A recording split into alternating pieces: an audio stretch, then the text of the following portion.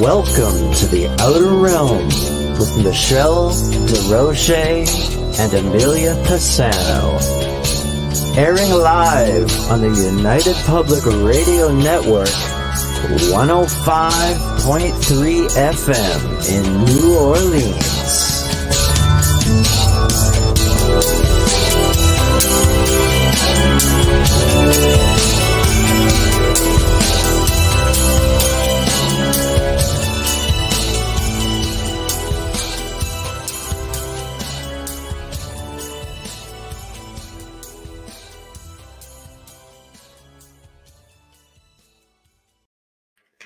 Good evening, everyone. Welcome to the Wednesday night segment of The Outer Realm. We are broadcasting live on the United Public Radio Network UFO, Paranormal Radio Network 105.3 from the Gulf Coast, 107.7 FM from New Orleans.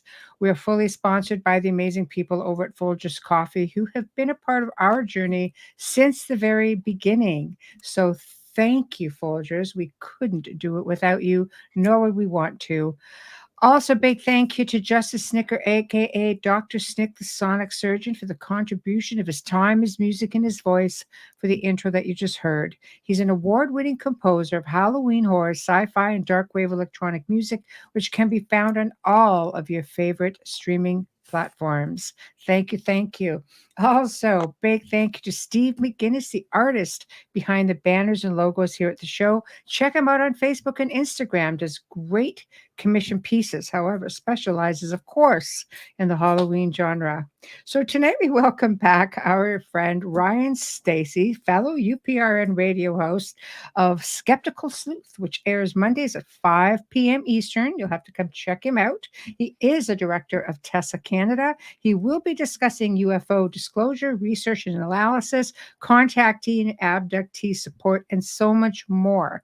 Now, guys, you know the drill. We are at 8 different locations all at one time, kind of like a superhighway coming down into one lane. So, of course, we'll be able to get to you all as we can. And here's Heidi from Instagram. Hi, Heidi. Welcome, welcome. Colorado. Lisa. Hello. Wayne. Oh, boy. Okay, who's doing that? Hi, Wayne. Oh, my goodness. I didn't touch anything. No. It's usually me, but I didn't touch anything. I swear. I know. So, anyway, without further ado, welcome our special guest, Ryan. Yay. Hi, full disclosure, that was me. I forgot that I wasn't. You were hosting. Oh yeah. It's a tough all one this when coming you're. up. I'm like, I didn't do it. No, it was me. It was totally me. Sorry. It's a tough one when you're a host and you guest on a show that uses the same like StreamYard, and you're just okay. Keep my hands off that mouse because it's not mine. I know it's really hard. I had on our open mic last week, Carolyn Shellhorn from Spirit Switchboard, also on our network, and she was a guest co-host. So I could see her just itching. She was just seeing something. I'm like, oh, for God's sake, just put it up. What I tell our hosts who do have control of the board, if there's something you would like to address, whether it's a comment or a question, just put a little star on it, and when we're ready, then we can just put it up and you can address it. How about that? Well, what I did is I put it full screen, so that because I like that idea where you like leave the mouse alone. Yeah, that's what I do. And since I don't have to worry about all this stuff, I'm just gonna sit back and not enjoy the ride. It's so much. It's just so much easier to do that because I can't sit on my hands. So there we go. Make it official. Well, welcome back, Ryan. It's been a while. Yeah, thanks for having me. Pleasure. And now, of course, you're a fellow host here at United Public Radio. Yes, I am. Thanks to you. I appreciate the invite, and I'm glad it's working out. It's working out for us. Working out for you. Yeah, absolutely. Tell us a little bit about the show so people could come and check you out Mondays at 5 Eastern. Yeah, so I'm starting a new show called The Skeptical Sleuth. So I've kind of taken on the handle of, or the moniker of actually just calling myself that, which is a positive change from the spoiler, because that's what I used to be called. So I used to have a podcast called Uncharted Case Files. I did that many years, but that was also like, I like the style, but it was still rooted with, had its roots from MUFON. So I kind of wanted to let that chapter go finally. And what I plan to do with it, since the first few episodes, I'm just going over the Experiencers and Support Association, which is an organization that I have founded in my response to MUFON's lack of support. And I'm going to be showcasing some documents I've gotten from the Canadian government, explain why they're important, what I've done with them, what they mean. I am going to eventually get into civilian cases as well, which I've been neglecting for quite some time because I have to build a support side. So for those of you who know me, I'm a veteran investigator. I'm a licensed investigator. I eat, sleep, and breathe investigations, and I've had a tremendous career in bringing a whole bunch of stuff to the surface.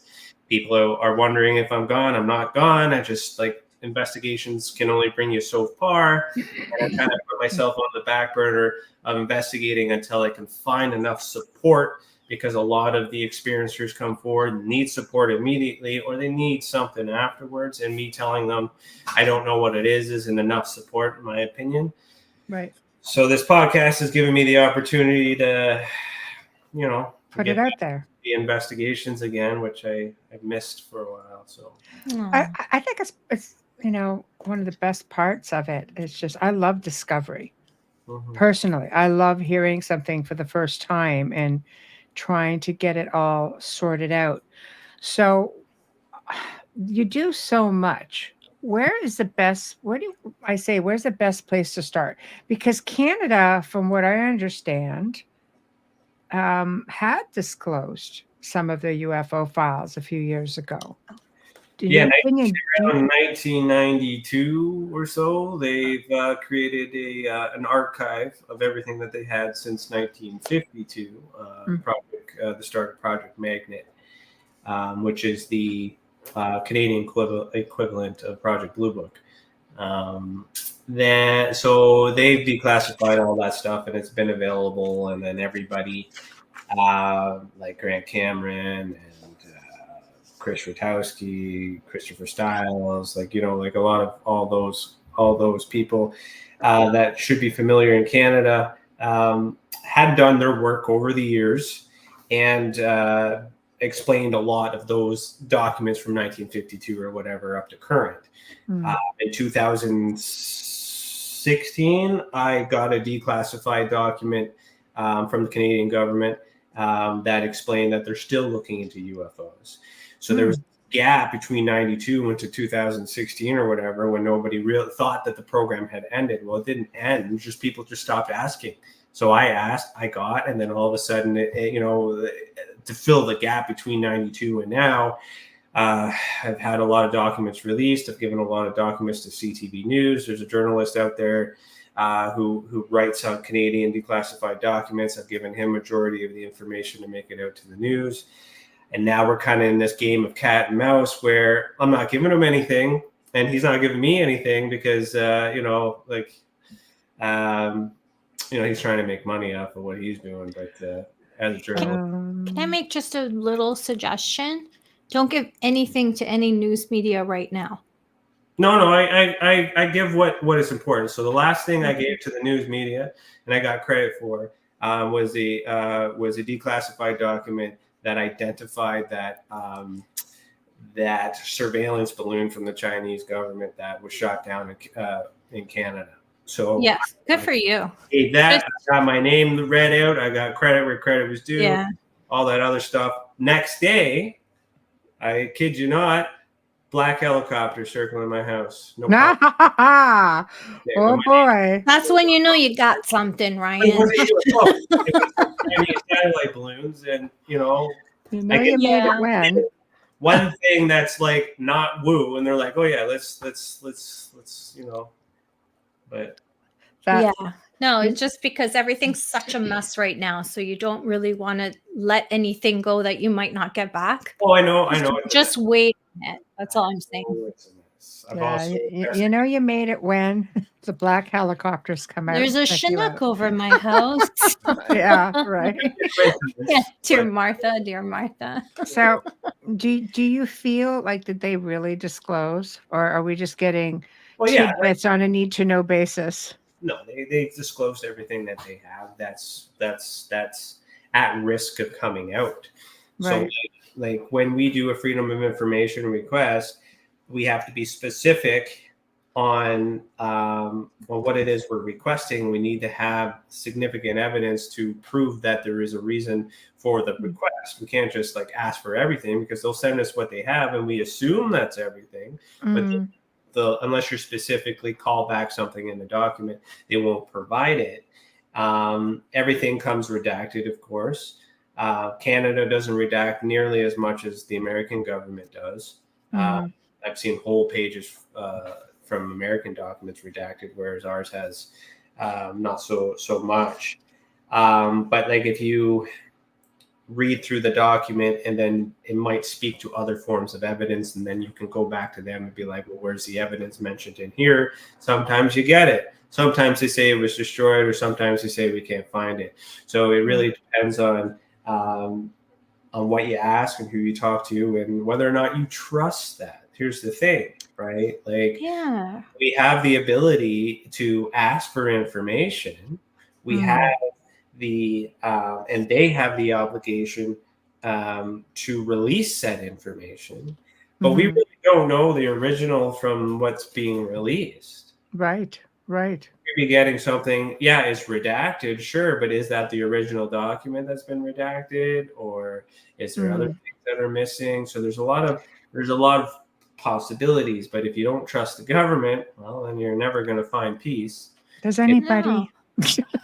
Well, you can trust them with some things, right? So I look at it, back to disclosure. Disclosure has happened. It is happening. Right. They're sharing whatever they know. Right. I just finished going through the ARROW document in the United States and index it on the website so I can extract all the who, what, where, and when, all the aircraft that they identified. And I'm looking at it thinking, okay, like there's no threat, there's no issues. You know, this at this part, but that doesn't mean extraterrestrials and UFOs from outer space don't exist.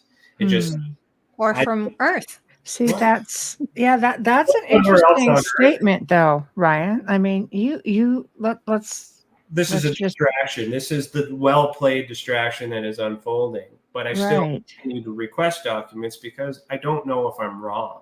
Yeah. I have a gut feeling. I've done this many, many years. I'm still a sucker to be drawn back into this UFO phenomenon because I could be wrong. So, okay, well, we'll back up. In your opinion, from your research to date, okay, what do you think people are in contact with?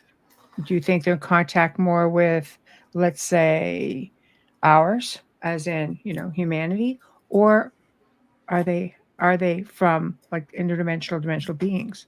Well, see, contact experiences have to be separate from the UFO experience. Just because you see a craft in the sky that you can't identify, you cannot assume that there's something. It's 100%. Right? 100%. If you're having a contactee experience, meaning you see a being is observed. That's what I use in my Ultraspectrum Classification System. I say beings observed. UFOs are aerial activity. Something's in the sky. So that could be an orb as well. Could be anything. It's unidentified. Right. That you just don't know what it is. And I separate the two.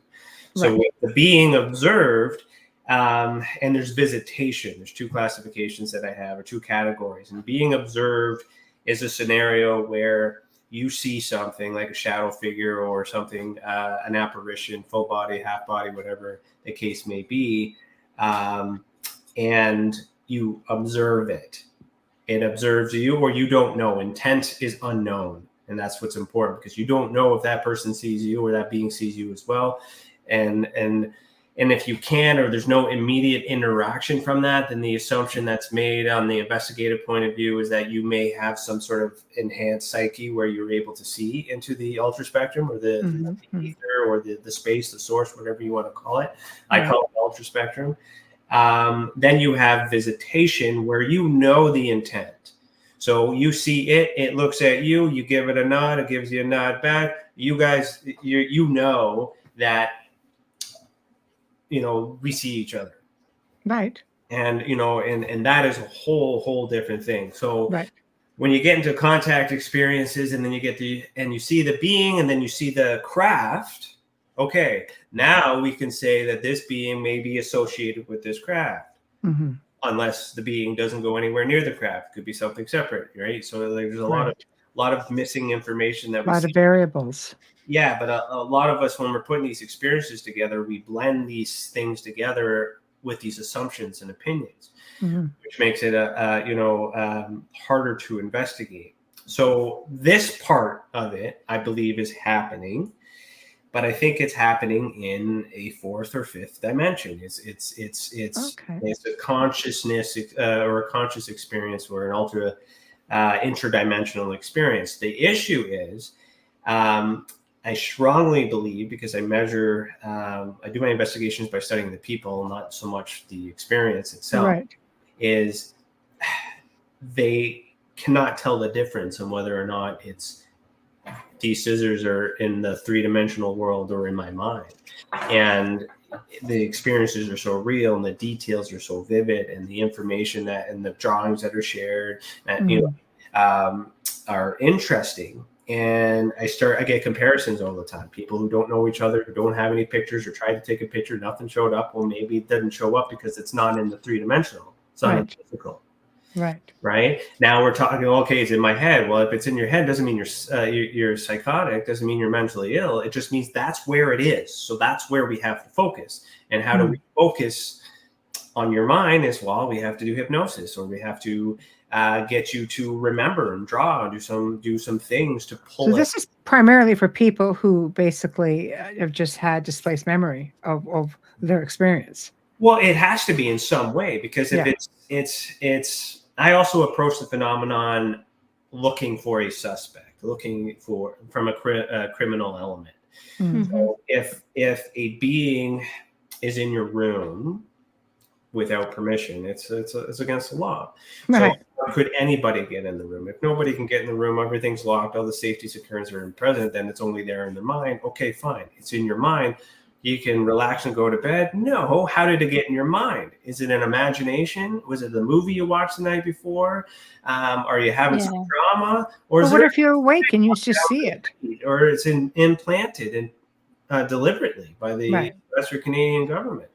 There's all these evidence of these tools that are used to infiltrate the mind.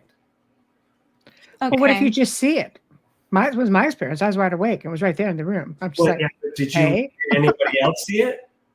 No, I was there by myself, and I was just like, I was fully wide awake. But is it in the physical, though? Did you see it in a combination between the interdimensional? Oh, yeah. I was fully awake, fully full on, three-dimensional anyway. I mean. Where did it go? Where did it come from? Well, let's put it this way. Well, where it came from is more interesting. Yeah. Where it went, I might have said something like when I looked at it and said, nope. And then I rolled over. I just I'm totally wanted nothing. I wasn't having it. Pretty much I wanted nothing to do with it. So I just rolled over and went, nope. Yeah. So where it went after that, I don't know. And you've had other experiences, so you know what you're looking at. But for people who don't, I have a question for you, Ryan. Do you do some form of questionnaire of a psych evaluation just to make sure? Well, I'm a licensed private investigator. I am not a licensed therapist or anything. I do have a background in criminology, sociology, and psychology. So I do markers. I do, which is why earlier I said I wanted to focus on the support side of things, because I can tell that trauma exists Whether it's caused by the extraterrestrial or the paranormal entities or not, that's not, that's yet to be determined. But I've been looking for someone within the medical field that has the credentials, that's able to assist with things like this, to share information back and forth, and at the same time be able to tell me in real time that, yeah, there's a mental illness that is present, but it doesn't make sense with the experience, or it's not relevant and things like that, because and medication as well, right? Well, exactly. So sorry, go ahead. Do you do your own regressions, or do you have someone who does that for them?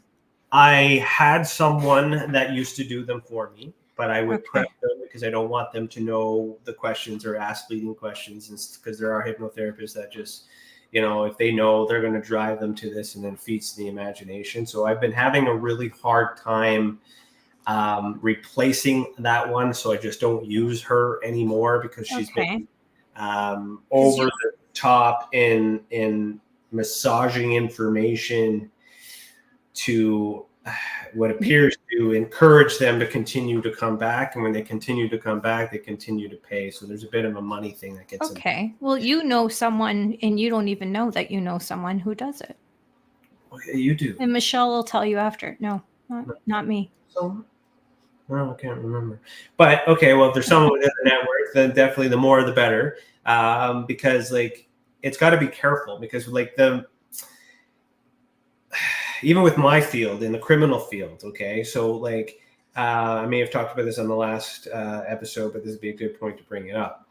If the experience is negative in such a way where I got to be mindful of my words, because where I'm at, if there is some foul play involved in private areas, we'll say, where that needs to be investigated. Regardless, the assumption is an extraterrestrial or paranormal, based on belief, based on whatever they know, experience, whatever. There's a lot of stuff that's mixed into that. So we have to believe the experiencer. At the same time, it's possible it wasn't that, and it was somebody you knew, and trauma has created this imaginatory thing to block out this horrific thing that happened. How often have you encountered that specifically? 4 times, I think. Okay, interesting. So it's like it's very delicate to protect. Well, the thing is once you go into hypnosis, right, and you're brought back into that point, if you're able to be hypnotized, can be. If you're able to be hypnotized and you're brought back into that space and you start explaining things, as long as you're not asked leading questions like, hey, you're wearing, look over towards that purple book, nothing like that. Just, what do you see on the dresser? After the dresser's been named, right? So you got to feed off of that. Right. When they identify the culprit or the person responsible or thing responsible, in those 4 times they identified and named people within their family. To one time the person was in the room, so then as a licensed investigator, I now have a criminal investigation. You have no choice. I have no choice. No. Once you know of the crime, that's your oath. The other issue is finding a hypnotherapist that will do that as well, and assess them appropriately, and then turn them more, tell the proper authorities if there's abuse or anything like that too. And then you have, so on one hand, just solved it for you. It wasn't aliens, it wasn't ghosts, it's worse. But it's worse. So you can't leave them. You can't just leave them hanging. So they still need support. They still need therapy. So you have to be careful how you bring that out, right? Because you could put them into PTSD. You can put them back into trauma. So that's exactly right. And I don't want to take the liability, because even though I could do it and I understand how to do it delicately and I know all the things that are needed, I'm not qualified. So you're not a doctor. Yeah. Right. So we still need a doctor of sorts on the team. The problem is they lose their license. They lose their practice if they touch any of this stuff. If I was a police officer instead of a private detective, I lose my job. if I was a government worker and I came forward and do all this stuff, I'd lose my job. So there's a lot of risks. So I want to support the experiencers. I want them to have support, but at the same time, the people that are providing the supports are charlatans for the most part, out to take advantage of them and abuse them more, but because there's financial gain that they can get. Benefits don't kick in for extraterrestrial explorer, hypnosis. So there's a lot of other logistics that gets in the way. So what I'm working on is called a program called Experiencers Anonymous. We've had it before where it was a social group, but we didn't really have any medical practitioners involved.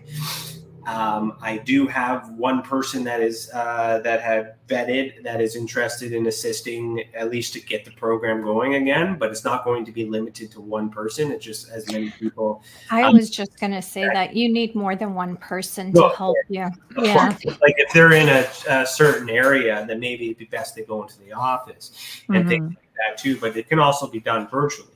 Right. So I've done virtual therapy, like I was PTSD in service in the Army and whatnot. It's really hard because you have to wear a lot of hats. I know when I worked heavily in the paranormal field and the type of situations that I pretty much focused on, I would require either psychiatric or psychological assessments, and I would ask for a second opinion. Right, which didn't seem to have the same stigma as what you have to do. Well, like it's harder. It just seems like from what you're saying, it's a lot harder for you to be able to get somebody to say, "Look, just give me an assessment." There's a lot of mental health in this, in this world, and I don't like to say, some of these mental disabilities, or it could be mental abilities. They could be gifts, and things like that. They could be enhancement, like, anyone on the autism spectrum and things like that, I would say is like a gift. It's just, even psychics and mediums and clairvoyants, those who can feel, that's a gift. Like, that's not a mental issue. That's just, but maybe it's mental because you're using your mind, but your mind's more powerful, like there's a different way to look at it. So the same thing, but let's talk like using alcohol or cannabis or marijuana or whatever you want to talk about. Right. In terms of credibility. So back in the day when I was working with MUFON, and MUFON had determined that any use of alcohol, any use of drugs or prescription medication that altered the mind would deem the person uncredible. Right. And then they would do this scale where they would ask, all these questions like, where do you work? How much money do you make? How many people in your family? Where do they live? All these other questions. Is it the CRA? CIA, possibly. CRA, Canada Revenue Service. Yeah. How many people in your house? What do they make? Yeah. So, and they use that index to determine their credibility based on their economical situation. I don't think is, I never agreed with it and I never used it. And I always argued it. So you're drunk, out of your mind, and you witness something. Yeah, you're not credible in the eyes of a court perhaps, or in the jury and things like that, because the alcohol was in your system at that time. But you still have to look at the other evidence that was collected. Just because you were intoxicated doesn't mean you couldn't take a picture. Doesn't mean you couldn't, draw from memory when you were sober. There's a lot of things that can be pulled out but it's important to understand that was a factor so you can rule it out. Be honest with me. Yeah, I smoked a joint. Okay, awesome. What time, when? Okay, blah blah blah. Have you done it before? How often? Okay, so this is normal for you because you are you have a tolerance, right? Not just I have hallucinations and stuff and diagnosed with this and blah blah blah, so I must be crazy. Well, that's what the doctor says, but let's talk about what you saw. Can you draw it for me? Okay, thank you for drawing it for me. Here's something for you. This person over here in this area, drew the same thing and they weren't under any influence. This person over here was drinking alcohol, drew the same thing 5 miles down the road from you. right? So all of a sudden, that part doesn't matter anymore. It's now looking at the analogical evidence, these drawings or this picture or whatever they have, and be like, okay, what does this documentative evidence have in common? And that piece no longer becomes relevant. It's dismissed. And so when you're working with a person one-on-one and you're trying to get that case in the news or in a book, or if you're trying to monetize it in any way, make money from it, you're concerned about people ripping it apart and not being credible, because then what happens is you lose your credibility, you lose your finance, you lose your money and all that other stuff. That's the intent going into the investigations. You shouldn't be doing it, in my opinion. And I've shut a lot of people down for that. And I'm the guy everyone loves to hate. Now, on the other hand, doing all the stuff, wearing many hats, not charging for it, spending all my resources and doing all these other things, I'm unable to give everybody the full attention in which they deserve, because I'm inundated with requests. I have so many people asking me to look into it. But in order for me to do it the way it should be, free and not for any political gain or movement, it takes time. And sometimes the experiencers aren't patient. Right? They want answers right away, because maybe they're writing a book or they want to be on TV and they want someone credible to validate. Well, sometimes maybe they're just afraid and they're concerned. Let's say you have a legitimate experiencer, or contactee. They want to know, am I safe? Is this going to come back? How long has this been happening to me? Do I have to worry about this being ongoing?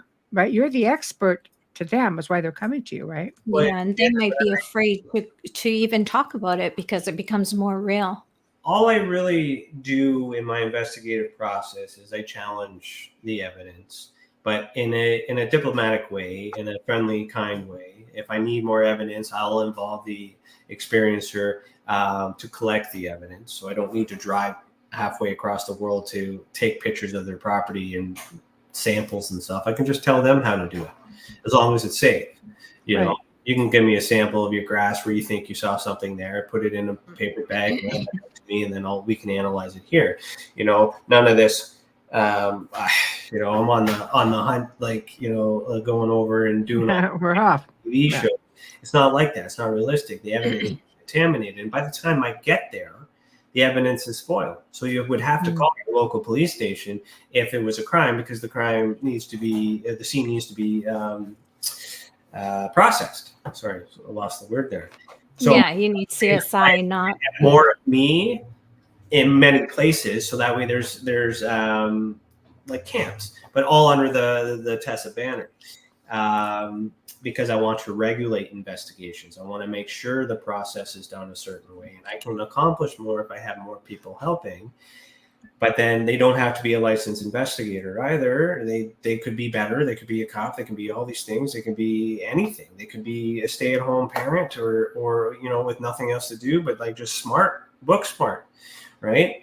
It doesn't matter if you're willing to put in the time and the effort. I'll tell you what I need. Talk to this person. What do you feel? Okay. And then the training kind of begins in that way.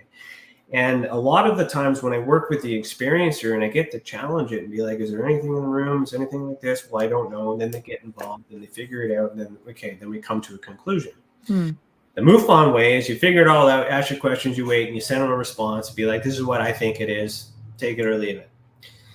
If they leave it, they're usually upset. There's a complaint because there's no opportunity to care for the people in MUFON. As much as I would want it, the lack of is the reason why I created TESA, because it wasn't there. Sorry, I lost my train of thought. I got stolen from. I know you're going strong. I just want to let you go. So by me working with them, okay, you send me a picture, it's black, there's a light in the sky, and you tell me all these things. Okay, awesome. I need to see what this place looks like during the day. Can you go outside and take a photo, stand exactly where you were, hold the camera in the exact same range, just take a daytime photo in front, here and around, blah, blah, blah. Yeah. Sometimes I get an email back and like, I did what you asked. I realized that there was a street light across the street. Didn't realize it was there because it was nighttime. Thanks for that. No problem. See you later. And sometimes people are involved with it, Mm-hmm. right? So then they can actually feel and be like, you know what? I made a mistake. This guy, like I get it. I understand it. And Stuff, it could be satellites. You know how many satellites we have in the sky right now? it could be the space station because they've done that. I drank something on my foot. Sorry. Oh no. It's okay. Okay. Yeah, it could be anything. And what I'll do is I'll try and narrow it all down on what it could be. Like I'm an expert in comparing this to known things, but when you're left with cross out all the known things and you still have nothing, and just because I don't know what it is doesn't mean it's aliens, it just means I don't know what it is. So until more people do it, and then I do a comparison thing when I write my reports, my annual reports, where I try to compare everybody's cases, see what everything has in common. But when I do that, there's a bunch of normalization there.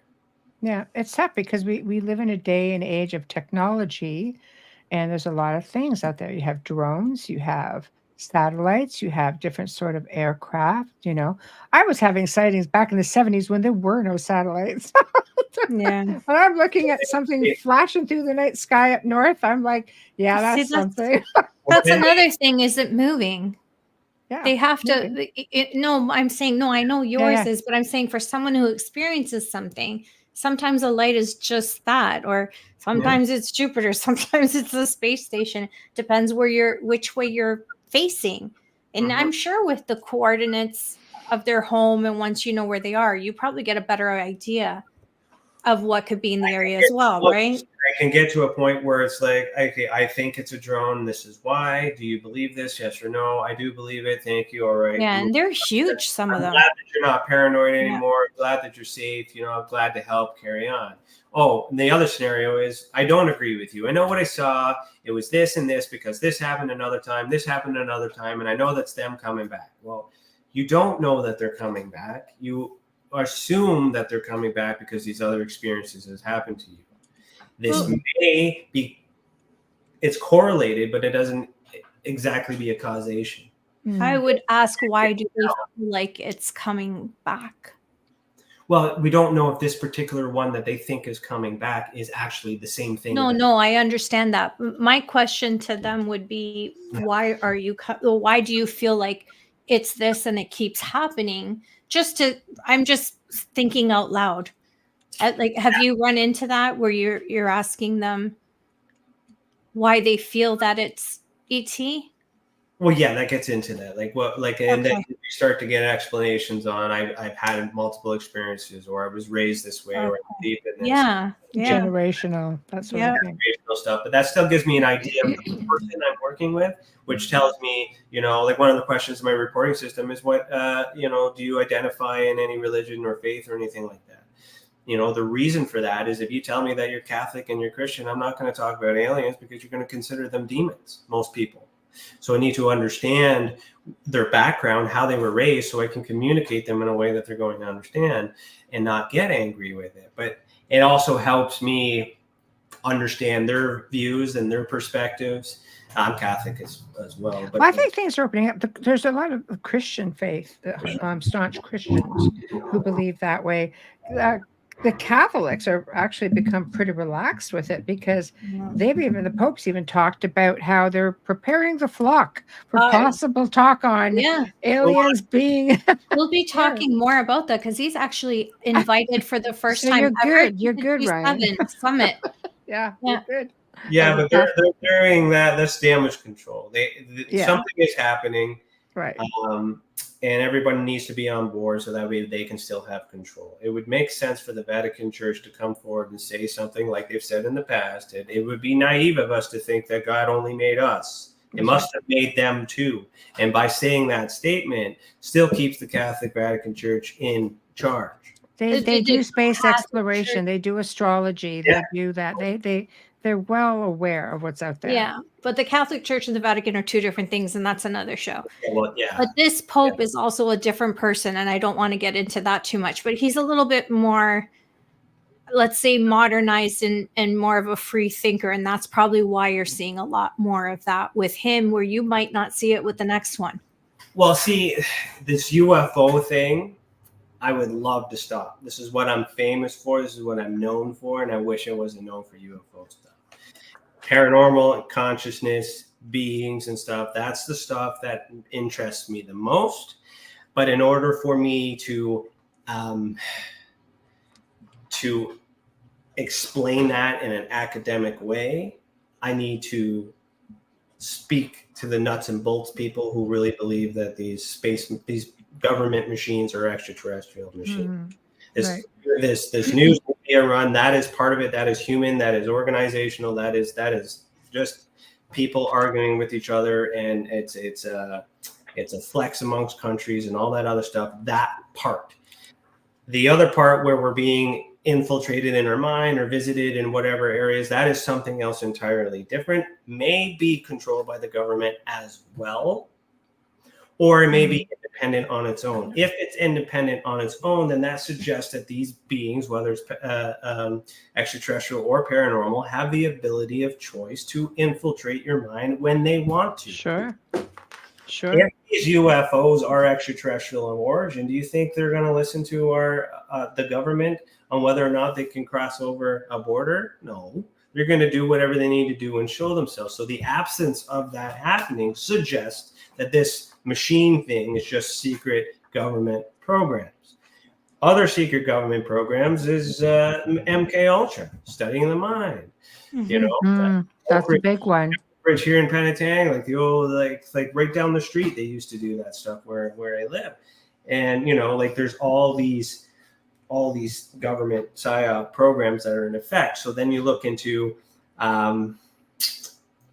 Bluebeam, you know, where they're thinking fake alien invasion and all that other stuff. All these things are set up. All the stage is set, even with the wars that are happening, to create a global threat of extraterrestrials in order to arm the satellites in space, to weapons in space. All that is set for that. Meanwhile, this paranormal ghosts and apparitions and psychosis and so psychological or psychogenic enhancement, people are awakening and developing these powers and all these other things, might feel a little more timid because they don't want to express these things.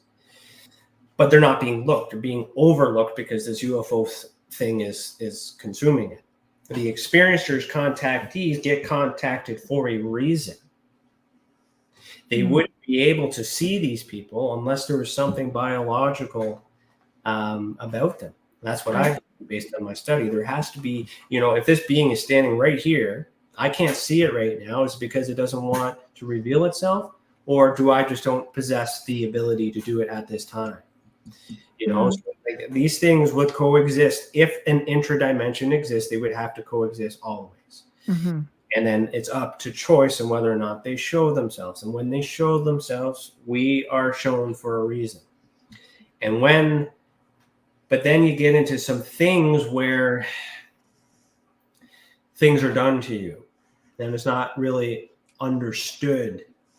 You get a scratch, or, you know, in the paranormal world, or a succubus or an incubus, you know, a sleep demon sleeping on your, they call it sleep paralysis, but I mean, who knows what that is? Like, you're having that experience in a natural environment.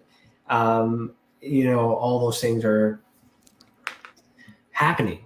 So this UFO thing consumes me because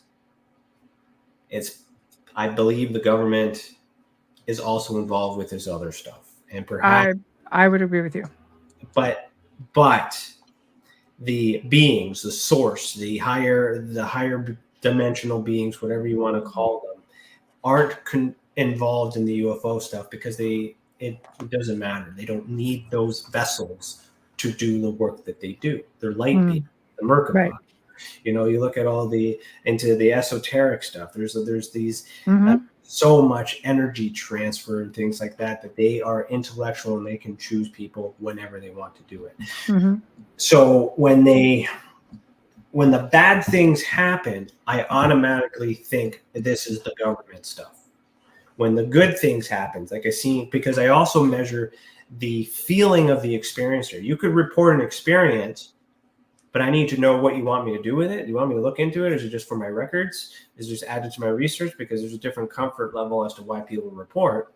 And I want to know, is it a positive experience or a negative experience? Because you draw this crazy being that looks horrific, and then you say, oh, it's a pleasant being. Like, I liked it. Well, maybe you have a thing. Well, you look at the mantis, for example, they look terrifying, and yet people are like, oh no, I had a great experience. You hear it repeatedly. I'm thinking, that's a big bug. That's how I look at it. Are you crazy? Or anything like that? But like, I mean, if a spider alien came up to me and right? would do this, I'd be like, yeah, okay, like, don't eat me. But like, so what I'm trying to get at is the human being has so many, I wouldn't say flaws. We've been suppressed in so many ways that we haven't had the ability to express this part of us, this magical part, this supernatural part, or the normal part. I guess it's not paranormal anymore. It's just normal. We have the science that shows that we expel energy, our auras, the toroidal field, all these other things, macro, micro, all this stuff, DNA. What do you get into? Genetic memories or time lapse. Like, there's a lot of things that show that the mind is more powerful and that we can do all these things. But that doesn't make it to mainstream media. It's the UFO crap that makes it to the media. So when I think that we as human beings are not giving ourselves enough credit, because we assume that because I can move, an object is moved in the room. Let's look up a poltergeist. Right? You all of a sudden, boom, cupboards open, plates fall down. You don't live by a train station or anything like that. Everything that's never happened before and all this other stuff. You assume it's a poltergeist because of the movie, because of all these other things and all these other stuff. But you don't think it could have been you. That exactly, like complete psychokinesis, projection. My job at that point is to question you, but like, it could have. Well, what do you mean it could have been you? Well, let's talk about your day. Yeah. Right? What did you do? Well, I was a really stressful day. Okay, awesome. I'm menstruating that day too. Okay, awesome. Like energy. Yeah. Right. This is checks the box for what I'm getting at. Right. Right. So you're having an emotional day. And what were you thinking before those cupboards opened? I was thinking, oh, I just had enough. And then I said, well, what if when you had enough that energy came out of you and caused all that chaos? Is that possible? Huh. And then it's like, see, there's no aliens, so you don't have to worry about aliens. You don't have to worry about poltergeists. Your house is. How do you find it's well received? Because I always found it's easier for people to think that there's something terrifying in the house than it is for them to think, hey, I'm a pretty powerful individual if I could project that kind of energy. It could be both, lock the doors, make sure everything's checked. But, how about this? The next time you report to me, I want you to report to me after you've intentionally tried to do these things. And I've gotten reports back saying, you know what, I moved this thing. I don't know how I did it, but I focused and I did some reading, I did some research, and I moved it. It's like, awesome. So there's evidence that in this particular case that this psychic ability or psychic event was human oriented, and it still doesn't mean they're all like that. Right. It's just we've been so dumbed down in society that we don't give ourselves credit that we're super beings, we're super powerful. That's true. That's true. Everything that is good for the world has been suppressed. Of course. That self-thought, that negative thought that I'm never going to amount to anything and all that other stuff is tough to go by. And then but you still have that power. You still have that DNA in you that gives you the ability to do that. However that works, I don't know that part yet, but it's still present. It's not gone. It's just we immediately assume that the answer comes from above because that's what we've been raised as. That's what we've been told. Now, do you believe everything? That's conditioning, right? Government and religion are no different, other than the way that the words are spelt and sound. It's the exact same thing. It's a control of a certain set of beliefs in religion, certain set of laws in government. laws of religion, you know, like it's similar. The fact that we have to believe in a higher power gives us hope, gives us purpose. But what if there isn't a higher power? Oh, right? That makes it hard. We are the higher power, and all we have to Right. simple answers to go back to the Tower of Babel, work together, spread positive energy together to negate the negative. Well, we can't have it has its own share of controversy. So then why not create, prior to the year 2019, people were at a point where they were taking control of everything, powerful, influence, happy, a lot of positive energy being spread over. And that may have been the problem. And then all of a sudden, something happened, engineered, which we now learn was manufactured and created and done deliberately. You know, we're living in that 3 years later. But what that did is it successfully created a more than 75% negative thought in the world to restore the balance or to switch the sides. So you got to have positive, you got to have negative. It's the tip to scales. It's got to be equal, but the tip to scales, until we revolt on the other side, there has to be a balance. So too much positive, too much negative. Now here we are in the end times, because the eclipse has happened. All that stuff has been, foretold and all that other stuff. But there seems to be a sort of awakening going on. The fact that people are even questioning other life, whether they are actually experiencing it or not, the fact that they are willing to accept that it's a possibility, that's a really big thing, especially after what everybody's been through, because you've got those people who lean harder on their faith, and you have those who pull away from their faith if they've had great loss, in their lives because of it. So you're at a bit of an impasse. But I see a lot of people are having awakenings, whether that's just eyes open or whether it's just, no, I know there's something greater. I know there's something out there. I want to explore it. And they're doing it. Yeah. And I think that the more positive energy that comes out, that'll eventually take over. But that reads into the way that the world is working, because it's energy. Right. And there's intelligence involved, where the government knows that if we instill fear, if we instill negative items, the people will react a certain way. I don't think they estimated the toilet paper hoarding. I think that was just something they did not anticipate that was going to happen as a result, but it created that panic. Of all things. But So it's done on purpose, which means they have to have a higher level of intelligence of knowing that by causing this, it has a desired effect, which means there's a purpose for it. What is the end game? Oh, it could be something as simple as reading, a book and making things happen. You can look at the good book itself, a scripture, for example, and all of a sudden, like, we can make this happen. I say, let's make it happen. There's a lot of like we talk about the skeptical mind. The skeptical mind can say, anybody can pick up a book and create things to come to fruition. With that being said, I am a big believer in the ancient mystery schools and esoteric knowledge, and there is a lot out there, and getting into alchemy and things like that. There's all kinds of different things, and holy crap, that's another show. How much time we got? I know, right? Hey, sky's the limit. For the last show of the night. I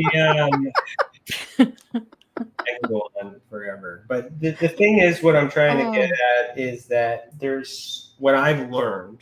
I'm so far from where I was. When I started with MUFON, I was just like these people. Nuts and bolts. This is the only thing that you can measure. 3 dimension, that's it. 4th dimension, you're losing your mind. Well, 4th dimension is time, and it took me forever to actually understand that and comprehend that. And I've learned so much from the experiencers and believing them and understanding them and trying to find roots of possibilities. Is it possible? Well, if this is possible, then this could be possible, and all these other things. And I've learned so much that I even have my own experience. Like I've had a psychogenic experience where what I call a download, based on the definitions that's been provided for. Yeah, I've had them. Yeah. But and those who follow my work or on my website, which is on the banner there, experiencersupport.org, in the TESA symbol is prominent there, and that essentially was just a 2-dimensional image with a bunch of colors and shapes and symbols on it that made no sense to me. 2019 winter solstice, ironically 2019, weird. So I learned and I shared that, and I discover all these coincidences and stuff with this map. And I know from my own experience that the person who made that did not know any of those things, unless the person who made that map is my higher self, my higher consciousness. So I need to understand how that's possible. Is it time travel? Is it someone from the future, myself from the future, coming back to save me in this year? Who knows? Did I do a Mercury rising moment where I intercepted a secret government transmission? Like all these things went through my mind, but I didn't think paranormal. I didn't think extraterrestrial. I just thought why me? Why all these other things? And because I always felt that it was more local. And then if you accompany that with the ancient astronaut theory, where do we actually come from? Maybe we are the beings. We are the extraterrestrials. And then if we are the extraterrestrials, which means we came from extra land, where was that land? It just means extra land. Well, why can't it be, terrestrial? I mean, there's so much about our planet that we don't know. So many. Well, it is also debated. Middle Earth. It could be in the Middle Stargates. Middle Earth, yeah, is under there. the water, right? I mean, could be crypto-terrestrials. There's a lot of sightings of UFOs coming out of water. Yeah, so we would call those UFOs, unidentified. I know, yeah. But if they go from water to air, then they're transmedium, which is also government has technology to do that too. So they have technology to do everything because obviously they have been in contact and working with them for years.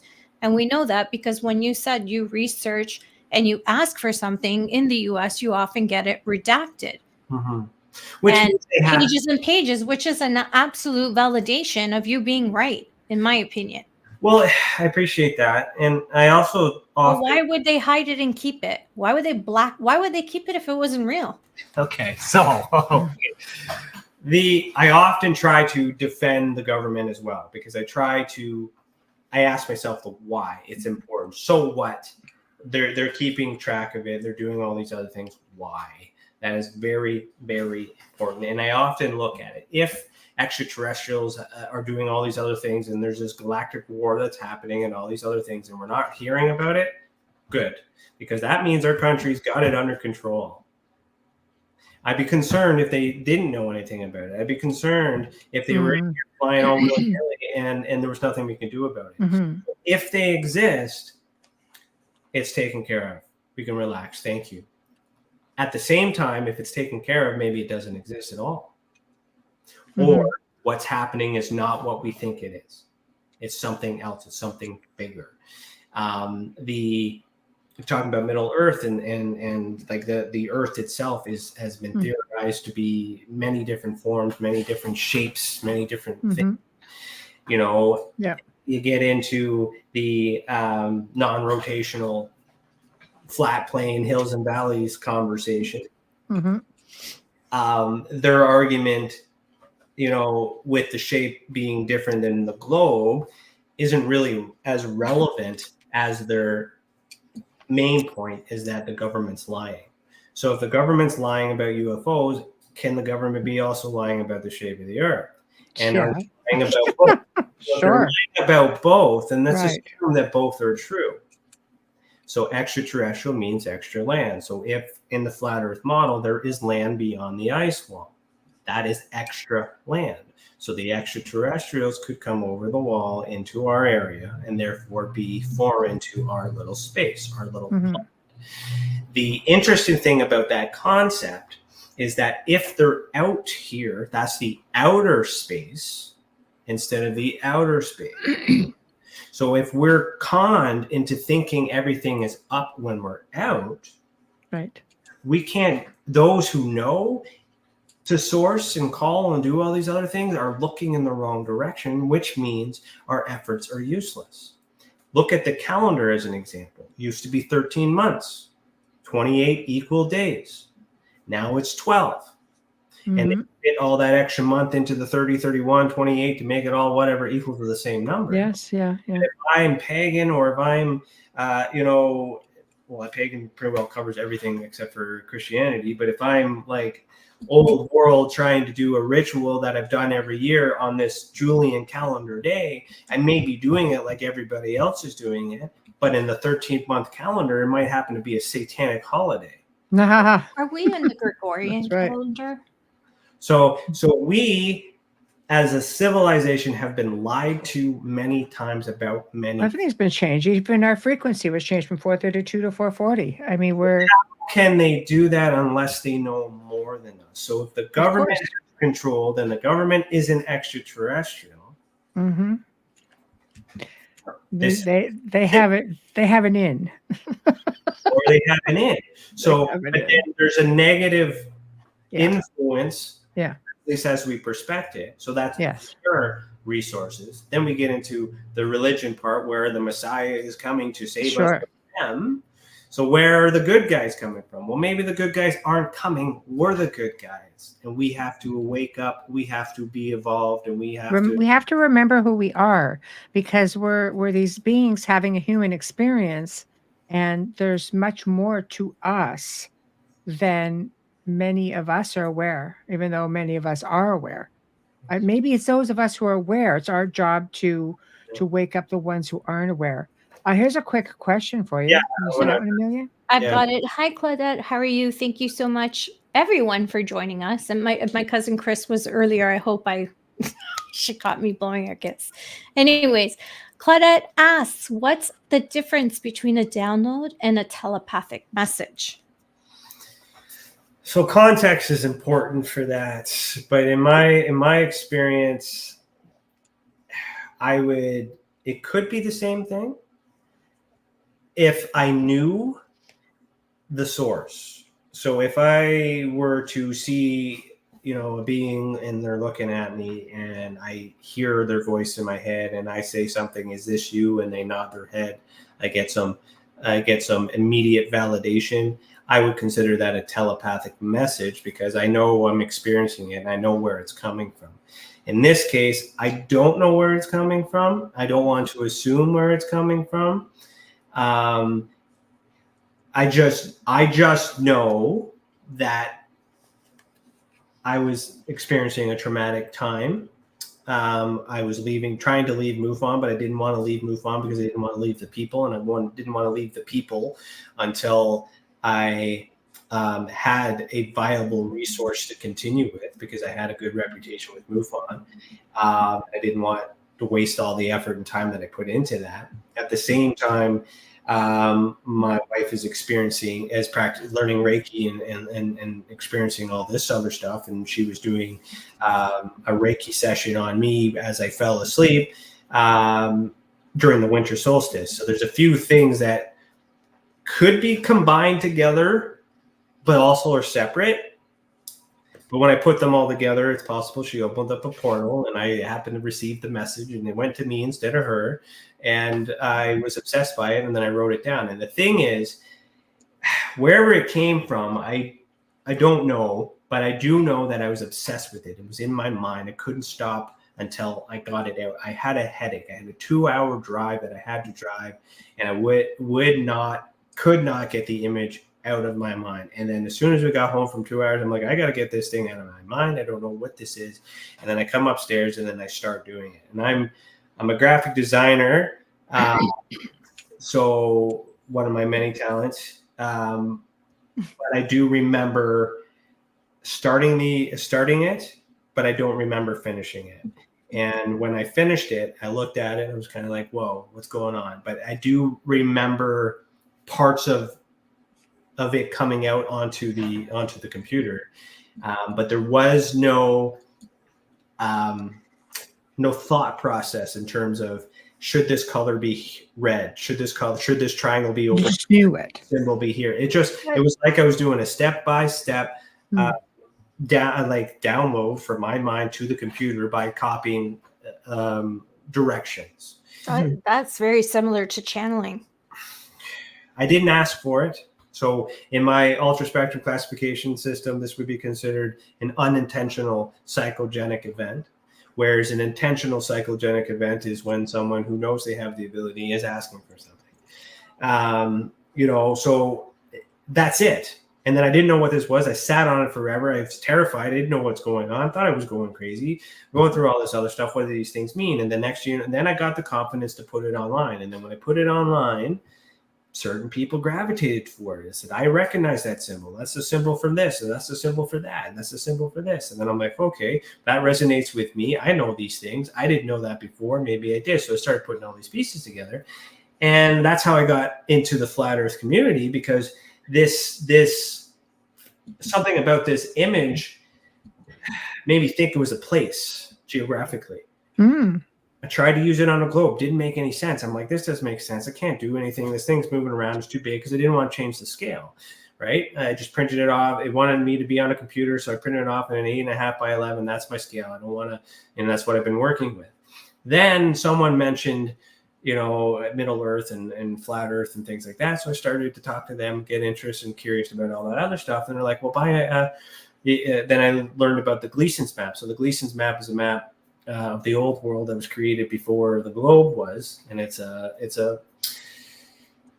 equal distance map of the world, what they actually put on the globe before the globe is formed, right? And when they do that, Antarctica becomes a shape, but when you unfold it, that's where you get that ice circle around the Earth.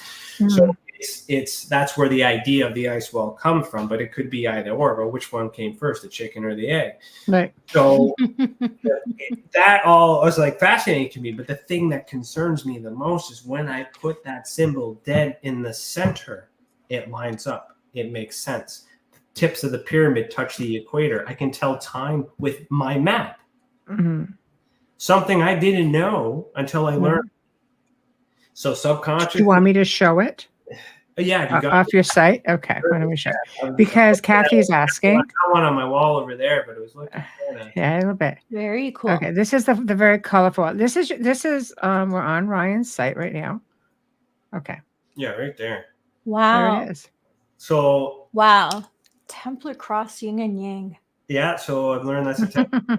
Yin and yang is also like sun and moon, balance, negative, all this other things. Yeah. You got your 5 senses, or your 5 elements: earth, air, water, fire, and spirit. But that's also in the same shape as the Eastern Star for the female fraternity for Masonry.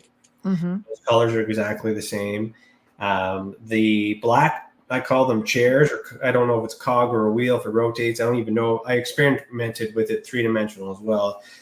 But what I've learned is that these symbols, the black colored symbols, represent the 7 liberal arts of science. And then it sounds like alchemy. Ryan. Well, it is alchemy. And then you have Masonic symbols. You got the square, plumb rule, and level on that. On the triangle that's on the bottom. Those are specifically degrees from the 2nd degree in Freemasonry.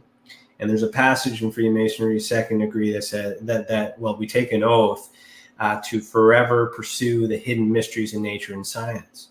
And those three symbols are the only three symbols I really recognized. Mhm. And then TESA came out of that, TESA, assuming it was clockwise. And then I later got into anagrams and different things, my passcode and all this other stuff on my phone. I've changed it now, but it used to be my thumb moving around, which spelled the word east, which is also there, EAST. And then I started playing around with it and go, well, what's the opposite of TESA? It's Aset, which is the female, which is Inanna, Ishtar. Nice. Right? Right. But Aset specifically is the African American version before they whitewashed it. And this is information that I didn't know about. And then I started to put this all together. This is representing so a female deity is important. Templars are important. Yin and Yang, flat Earth, all that stuff is important. The center, you got the Star of David, but that's also with the circle around it in the middle with those 12 dots. That is a seal of Solomon. That's it. I know that. I know the different seals of Solomon. Yeah. That's one of the seals of Solomon. In the middle is Anu, the symbol, Sumerian symbol as well. And, right. And again, none of this stuff I knew until someone else pointed it out to me, and then I researched and put this stuff all together. Now that's me. Now why? We'll get into that why. Why me? And why this? What do I do with it? This message did not come with any instruction manual, that's for sure. Right. But what I started to do with it is I just started to realize that I was just to be put it out there and people would come. And as these people gravitate toward me and share knowledge and I share information, and as I learn, things happen. And that's how TESA grew. So the right people came because they were drawn to the symbol. Something meant it. It does things. And all these things extracted. Don't have the image to show you. I wish I had it. Let me see if I got one on my wall I can take down. Take a picture of it. Can you see it on your website? Yeah. No. Yeah. There's no website. So I'm just going to take a. No, I can't. So I can't do it. No one, but to show it well. But so this is 2-dimension. So I had to learn. Okay, you know what? I understand 3-dimensional. So how do I make this 3D? So then I had a scale where I made each visible object. Remove the colors, remove the symbols, because I thought that and I still think, because I have a journal of this, maybe I'll make a book about it one day of what I really think. And I did write an article of what I think about it so far. It is on the website. But working on it in 3D, even though it was only like 3 centimeters per level, I was able to see depth. And when I saw depth, I'm like, this is like a machine. This is a cog. It rotates. It has to do this. What is this doing and why? Then I started thinking about, then I had to learn about 4th dimension, time, okay, movement. All right, I get this moving, I rotate it. I hooked up I made a model, colored the pieces. You got a triangle, you got circles, and you got all these other layers and stuff. I put it on a fan, turned it on, watched it spin. It wasn't safe. It was dangerous. Right. But the motion blur was a circle. And the colors were alternating much like a UFO. And I'm like, well, that's interesting. So then I'm thinking, okay, well, I need to, how do I see this in the 5th dimension? And I'm learning all these other things in the 5th and 6th. Well, you can't, because it's all spiritual and all these other things. But how do I bring that into the 3-dimensional world? So then I started expanding them to have these pieces above each other. So there was space in between. Right. And when I did that, I was able to see through the center of the map, and I started to understand hollow Earth. That's the center of the Earth. So can you bring that map back up? Yeah, 1 second. You're gonna need Reminds me of King Arthur's Round Table. Knights of the Round Table, 12 Zodiac. All these things have. There's a lot there. So hold on. It's intense. There you go. Okay. There we go. So now I'm thinking, okay, I'm looking at the center of the Earth and everything else is around it. But how big of a scale is it? So when I put it on the Gleason's map, that triangle tip will touch the equator. Okay. But if I focus on just the area, the gray area with the Seal of Solomon on it, and the Knights Templar cross, or the Maltese cross, be more specific, that fits exactly in the Arctic Circle, which puts the Sumerian seal, which is the original seal, that's where Solomon got it from, directly in the center of the Arctic Circle. Mm-hmm. Now we talk about an area called Hyperborea, which is an area that was in the Arctic, which had a lot of power, which could be where the Garden of Eden was, all these other things. Mm-hmm. Did not know any of this stuff prior to that. It wasn't on TV, it wasn't on any of this stuff because I was brainwashed in the mainstream media and all these other things. So these are quite significant things. So then, as above, so below is another passage from the second degree with Mason. Yes. And okay, I'm looking at this stacked this way. What if I were to mirror it and stack this way, as above, so below? And that's when I was able to see, okay, if there is a hole in the center, because that's also government protected, just like Antarctica is. Yes. So even if we wanted to explore the possibility of these things being real or not, we can't get there. And that's a question that we need to ask. I have to ask you, why do you think we can't? Because it might be possible. This feel, see, I go on feeling, right? My gut and my feeling tells me that this is right. Right. My analogical brain tells me it's wrong because there's no evidence to prove it. It's just speculation. Mm-hmm. But if I trust your instincts, which I'm learning to do because I was never like this, and I was never comfortable because I thought it would affect my credibility, and I start to trust it, it feels good. Just like when it hurt until I put the image on paper, then the feeling went away. And then I started getting these times where it's like, you got to work on it. And I work on it and I'm bothered. I've got anxiety, all that other stuff going. And then once I solve another clue on here that I didn't quite see before because I learned something else in another thing I read, that feeling goes away. So it's like I get these electrical charges that encourages me to do the work, but they're not telling me what I need to do and what it means. It just leaves me there, leaves me hanging. Well, are you recognizing everything that's being shown to you, not just with this map, but maybe you're getting other downloads that you're just not recognizing? Because sometimes our logical selves sort of pushes away. Well, the logical side tells me this is terrifying, because if this is the way that the Earth is, then we've been lied to. That's the biggest lie in the whole world. And then I start looking at everything else, and I look at, like, you look at the Earth on Google, everything is CGI. Like, you can tell it's for sure.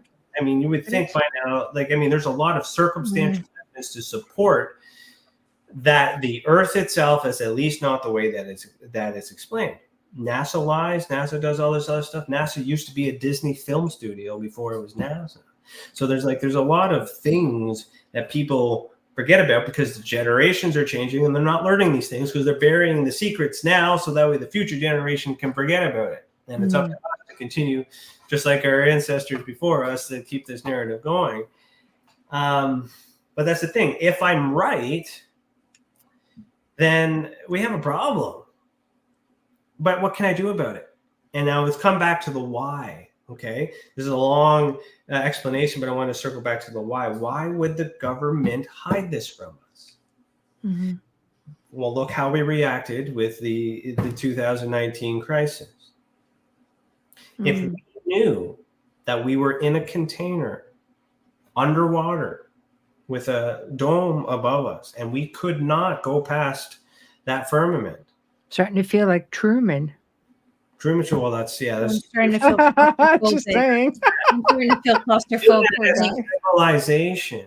Why would we continue to work as hard as we do on that idea that when we die we go to heaven?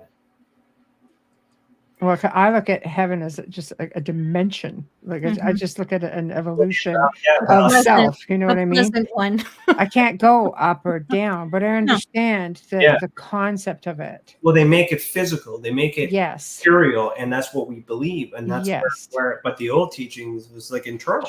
Yes. Like, I know what I'm talking about now, but back, ask me this, in 2015 when I started, I'd be like, what? Potato?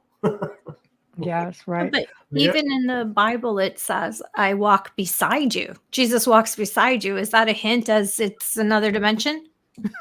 Well, that's possible. I mean, then you got to get into the question whether or not he is the son of God or he was just a prophet. Or if he was a and a carpenter. Or an alien. Okay. Yes. We have to take the time for Prophet, but it seems like the same crap going on. station sponsor ID. Yes, definitely. I And know. of course, my mouse always acts up at this I time. It just never goes back on. I know. Oh my goodness. Okay, amazing. You are listening to The Outer Realm with Michelle Desrochers and Amelia Pisano, coming to you live from the beautiful city of New Orleans on 107.7 FM, as well as the Gulf Coast on 105.3 FM. We're live on Roku channel and archived as well. Our special guest tonight is Ryan Stacey, UFO UAP research contactee support. And he also has a show on Monday nights, right? On this network, UPRN, called The Skeptical Sleuth. So look out for him, show him some love, show up, and make sure you tell him you're there. Join the chat room and let him know that you're there. I promise you're going to love it. So tonight, if you're just tuning in, don't worry about it because you can stream the archives on any platform that you normally use. Simply search United Public Radio and then The Outer Realm to find us. Remember to click like and subscribe. Add us to your playlist so you never miss an episode. Kindly share us with your friends and family. A big, huge shout out to Folgers Coffee. Thank you for your continued support and sponsoring our show. We absolutely love you, and we look forward to many, many years with you. Thank you so much. Our fabulous banner and promo media is courtesy of the incredible horror illustrator, Steve McGinnis. And he is an artist who also creates commissioned pieces as well. So you can find him on Facebook. Check out his artwork. And you never know. You might find something that looks great in your home. Thank you, Steve. Our intro and outro is courtesy of Dr. Snick, the sonic surgeon, a.k.a. Justin Snicker, award-winning composer, vocalist, and musician. You can find his music on Amazon and Bandcamp and stream on any platform that you normally use. Find Dr. Snick on Facebook and Instagram, constantly dropping little clips of his music, and the videos are so cool. And thank you, Justin. Don't forget to use or search his music when you're putting your stories together on social media. Just simply search Dr. Snick and all of his music comes up. Lastly, if you are watching us on Facebook or on YouTube, please right now hit that smash it, share it, like button and subscribe. We really appreciate it. Okay, and we are back. Yeah. So it's been informative. It's been on the edge. So let's talk about some of these mysterious places that are right here on good old planet Earth, whatever shape it may be.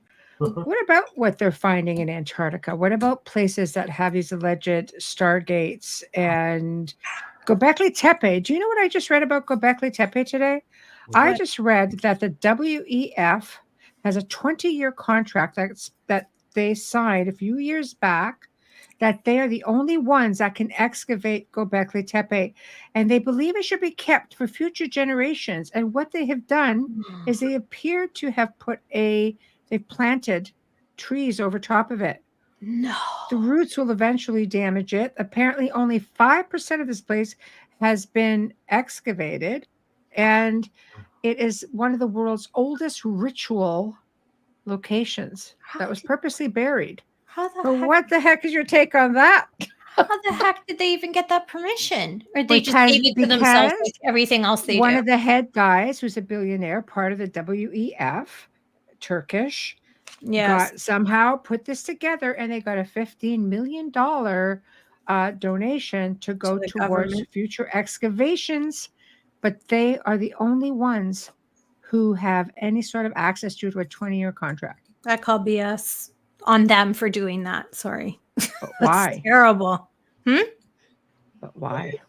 Why is Yeah. a big question. So obviously motive, financially gained.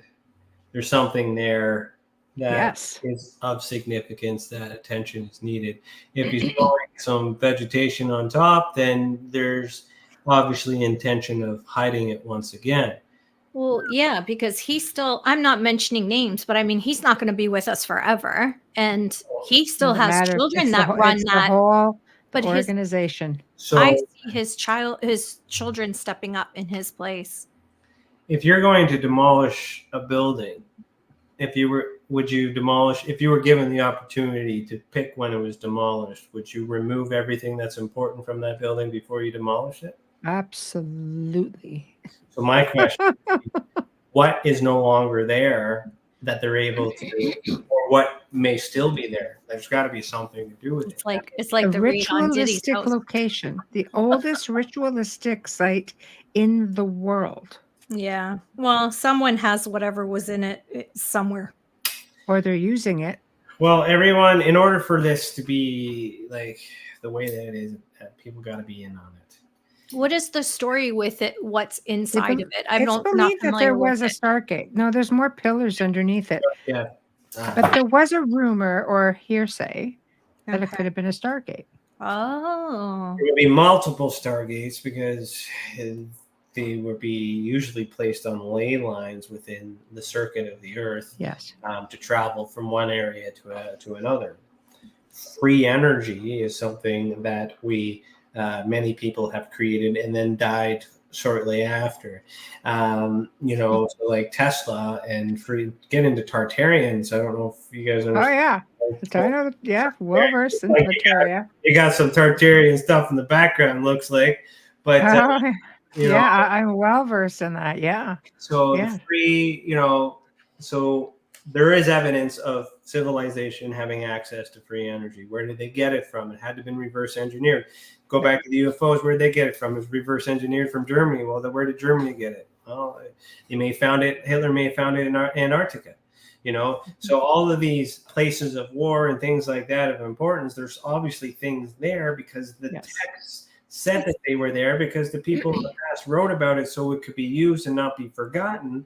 But then they took control and they burned the books and then they put it in the Vatican Church, locked it all up. So people still know what's really going on. So this is normal behavior. I'm not surprised.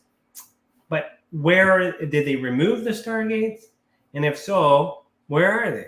And are they using them? Well, there's supposed to be many of them throughout the world, but around Göbekli Tepe there are other sites just like it that the WEF says, "Oh, hey, just go down the road a few miles and you can excavate that one." So if they don't all have them, that one's up for grabs. So like corruption, yeah.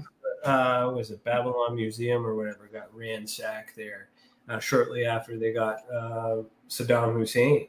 But really, just before that, he was talking, there was talks about him having access to a Stargate or finding a Stargate. He had a huge palace and it was loaded. Oh, yeah. So, that Tartarian stuff, and that's basically Tartarian area. Yes. So channel from the ether is there. And then I live in an old house that has the old fat style fireplace where the antennas are there. They were candle holders. They're not candle holders. People don't understand. They from the ether through the chimney and lighted up their house. It wasn't fire. Fire is New Age. But these are human.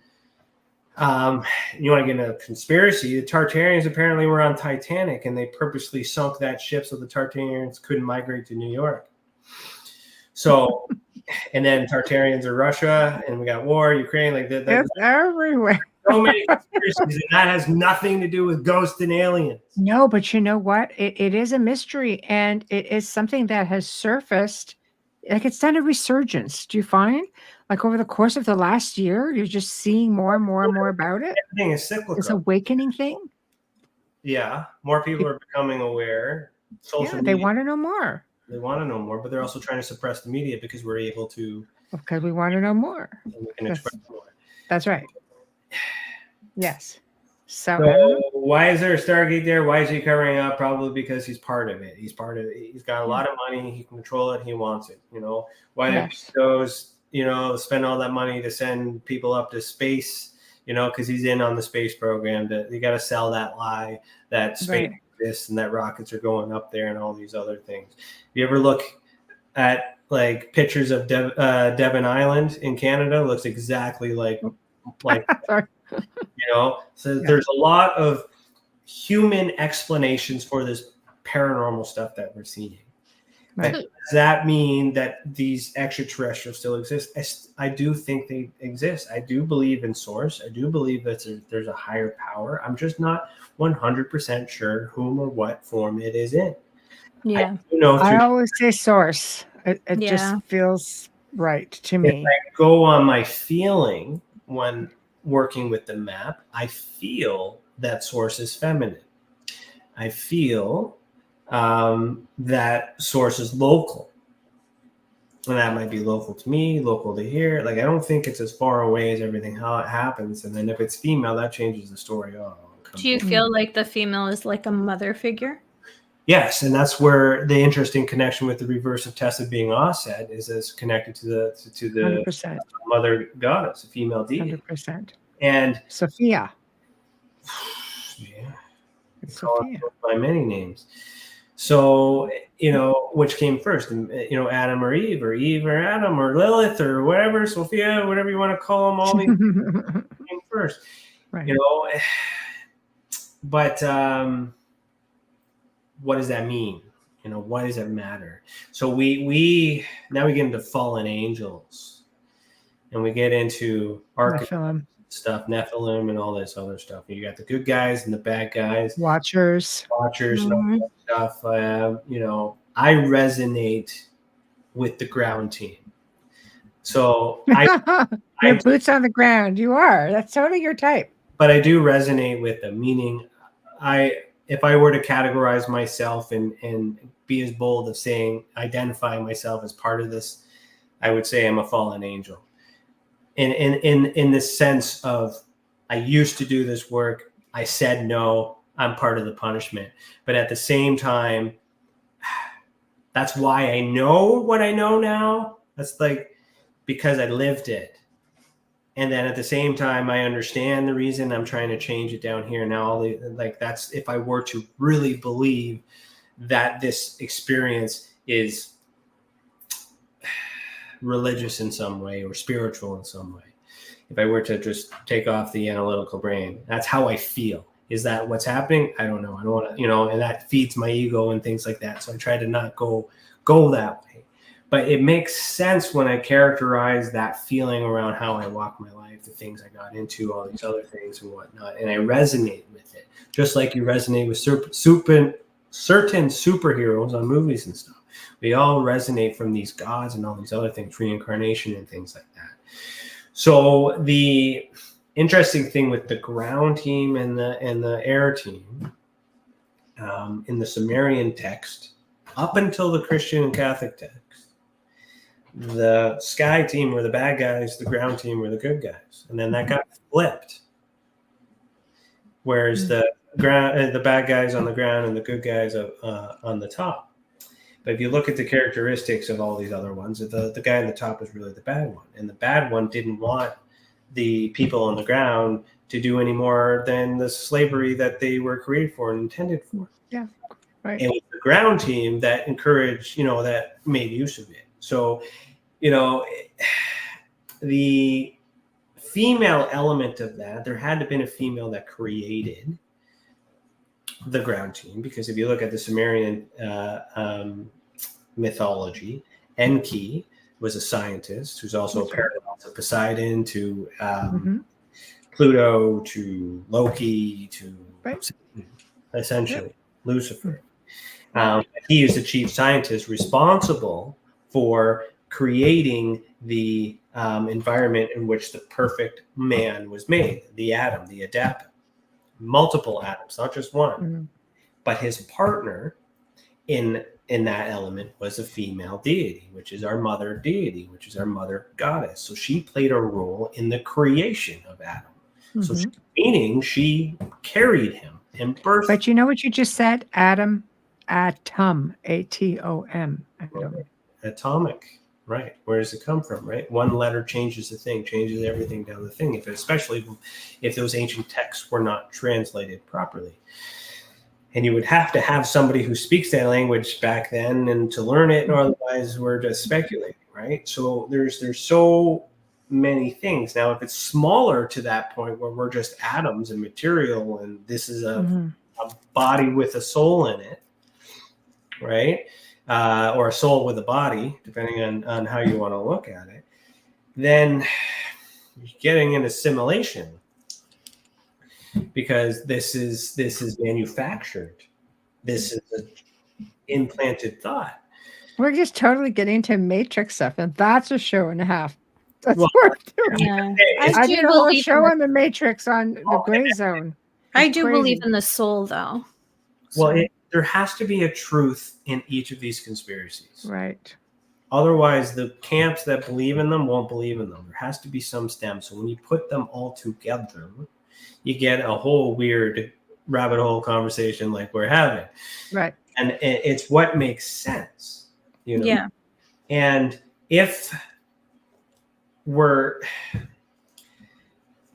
in a container, then that means God exists, because the container would have been created to preserve us. And I think we're 100%. living in a world where we're responding because there's an absence of God. It's our creator. And whatever that may entail. Whatever that means. Our yeah. creator. To the deluge and the flood story and all that other stuff. Yes. When the Yes. floodgates were open through Pleiades or wherever, those portals are, in the firmament, if you are on that side of things, the water came in and flooded everything, which is why you have all these ancient cities underwater. So that, and then Absolutely. the storm was put in place, perhaps, and then you have the rainbow after the ark. And why is the rainbow there? Because it's reflecting sunlight. You could go back to the White time light. of Atlantis. They believe Atlantis was a worldwide thing. It wasn't just an island. Atlantis, I think we could be in Atlantis right now. And the ice wall, I think we partially are. Is the the inner ring. So if you look at a map of what they think Atlantis was, you have this inner ring, small concentric circles, and then one big one with this little community in the center. Mm-hmm. Then everything else is just circled around it. I think we could very well be in Atlantis, and the ice wall would be the first of the outer rings. And there's nothing beyond that, because that's where everything comes from. That makes sense. Like, I mean, if we look at, of course, I'm not a scientist. I'm not an astronomer and all these other things. So I know there's science that will explain that the Earth is rotating. There is science that will explain that the sun is big and that the moon is big, or certain things like that. I understand the math, but like I was saying earlier before, if I use a 13-month calendar and I do a ritual, I'll be right. If you use a 12-month calendar and you do a ritual on that day, you will be right, but you'll also be wrong because you don't know you're wrong. Right. The tool you're using to measure with has to be the right tool. So we can both be right at the same time and both be wrong at the same time. So when I use my eyes, my visual cues and things like that, okay, I may not agree on the shape of the Earth, but I have seen enough things with my own eyes and understanding the way things work to know that something about that story doesn't make sense. Mm. So the Earth could be bigger. That's my main take home. I don't care about the shape. I don't care how it moves, because I can't leave. Mm-hmm. I can't do any of this stuff. I have no control of that. It has no effect on my life whatsoever. If I'm trapped here, well, I'm already trapped here. No big deal. But I mean, if there's more land, if there's more resources, if there's more opportunity, and we're not getting it, that's where I have a problem. I don't think it's just so much land. I think it's, when you say resources, I truly believe that we are having to wake up to the resources that we were given when we came here. with respect to our abilities. We are powerful beings, and we were given many senses, not just the 5 that we've come to rely on because we live in this physical place. There are so many others. And that's what they dumb us up, because if you look at people, can you imagine a mass consciousness, a mass awakening where people just wake up and go, we know who we are and what we're capable of? You'd have anarchy. Well, and that's for why, the elite. and that's why there's a lie. That's why the lie is Correct. important. Yes. Right? Because it's for the greater good. If we knew we were trapped. So that would have to mean that the government knows that the Earth shape is different. So they have to put enough things in place so the majority don't panic. Why do we matter that we have to be shepherded or herded like that? What is so important about us that this needs to be done? Otherwise, they could eliminate mass numbers, for one. Right. So mass numbers for what? Bring us back into slavery? Are we a food source? Are we an experiment? Right. Well, it feels more like slavery because, you spend your whole life, you're given a number. You take that number, whether it's a birth number, your birth certificate, your social insurance number, or your then you have your employee number. Then you have everything is a number. You die, or give you death. You have a number, and then that's the end of it. It feels like it is being like a type of slavery. We work. The absence of God. So God, right. The physical world may have walked this earth, walked this plane, has ascended, no longer there. So for us to, we're stuck in the 3-dimensional world. So where we're going to find peace is when you're vibrating at a higher dimension. You wouldn't have a conversation like this with someone who's able to reach Q, like the high vibration. Different density, because this is all vibration. This is a lot lower. Well, we're in like 3rd density. That's there are beings that have elevated to 5th and 6th density. And where are you elevating? It's in your mind. Right. Exactly. Not the physical plane. This is the construct. So everything is there. So we're all living like there's just so many things. So here's another comfortable truth that also doesn't make sense.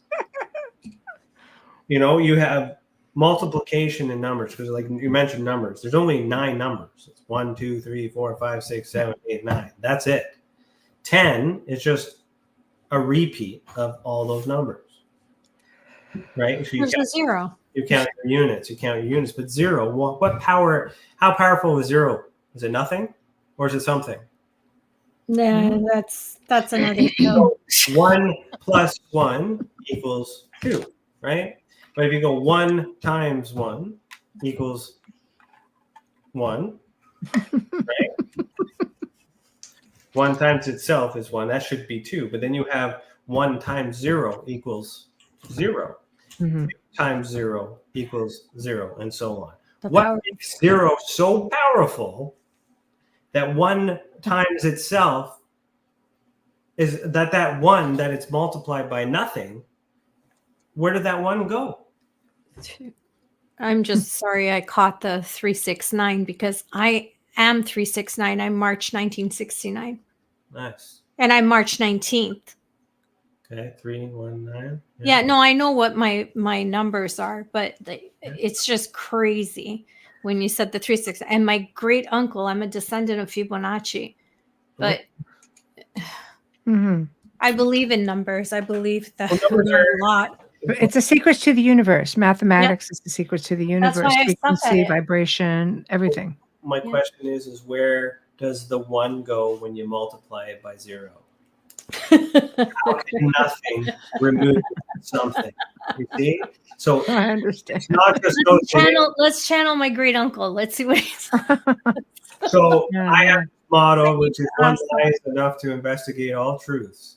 And the end of the day, when I'm working on these cases and things like that, I will not be able to figure out what exactly happened because there's so many things that I've missed. My end goal is to collect enough data and enough information through you so I can understand these phenomenons to help other people that may be experiencing it. I have to learn a little bit about everything to know where my help is needed.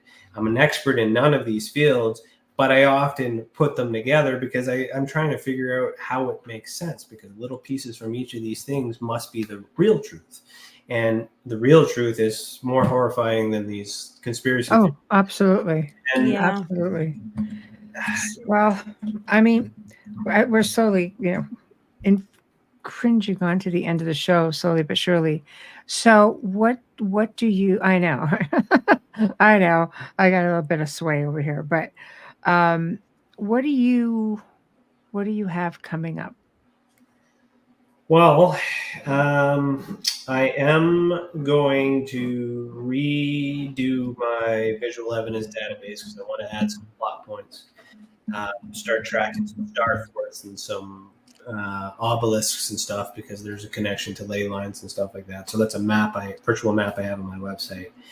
But then I'm getting into my report writing and my cases again. So I am overdue for my 2 Canadian current event surveys. So behind me here are years 2021 and 2020, which is compilation of all of the declassified documents that I've gotten from that year of aviation reports that are reported by government sources or pilots from Transport Canada. I compile them together to measure their patterns and their trends to try and determine, if there's a threat or there's any, if these things are unidentified. And that's those 2 books alone are my backbone for when I say that these are a human issue, not an extraterrestrial issue in the UFO stuff. So I am going to be working on my 2022 and my 2023 because the Canadian government finally released the documents I requested.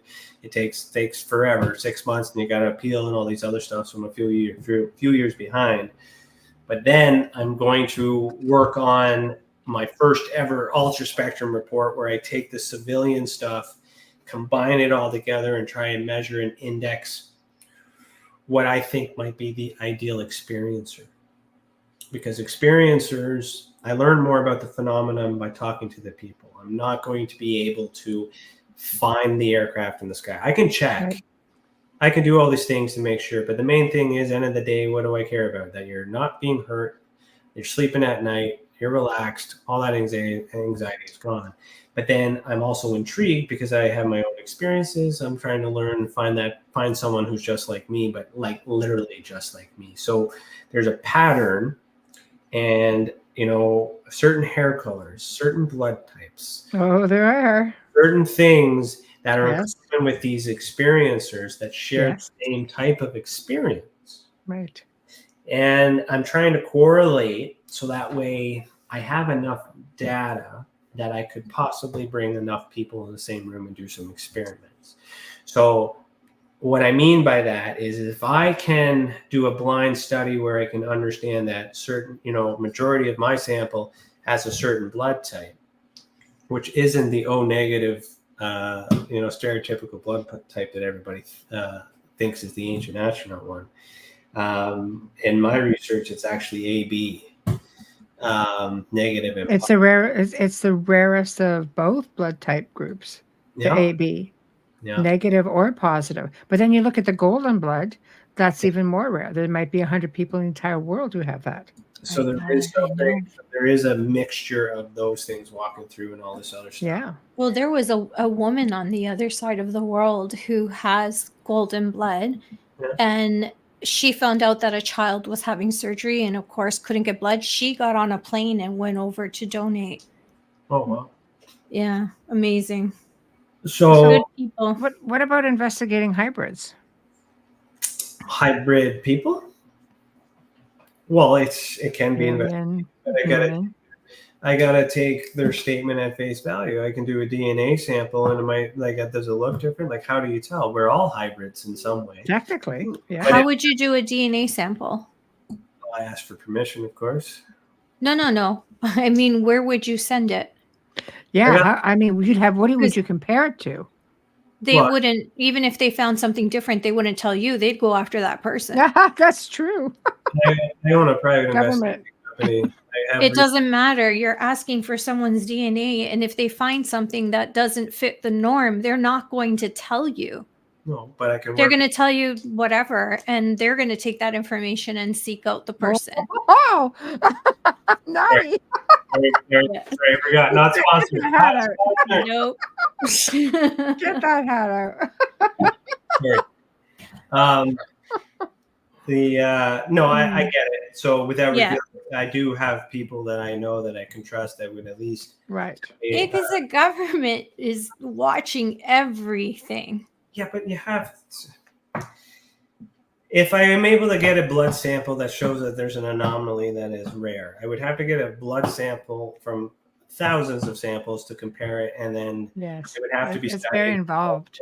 The likelihood of it being extraterrestrial to that point, I'm not going to see that in my lifetime. I'm not going to put the effort into that. But There are people who claim it, and they claim to have the evidence via blood type. You don't know. You might be able to experience that and research that. It's out there already. Yeah. It. Otherwise, listen to their statement and then just believe them as credible. Because who am I to argue? Look at. I'm not comparing them to this, but it's a similar situation where we have the choice to identify,